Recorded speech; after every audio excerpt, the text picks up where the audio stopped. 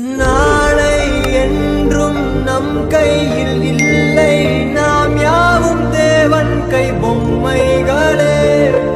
என்றால் கூட போராடு நண்பா, என்றைக்கும் தோற்காது உண்மைகளே.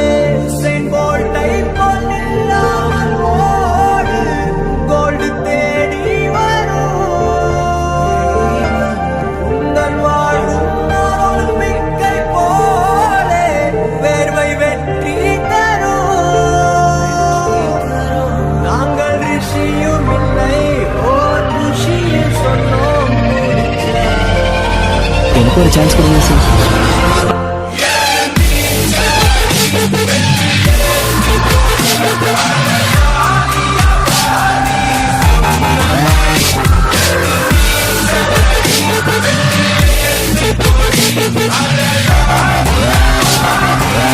உங்க ஆயா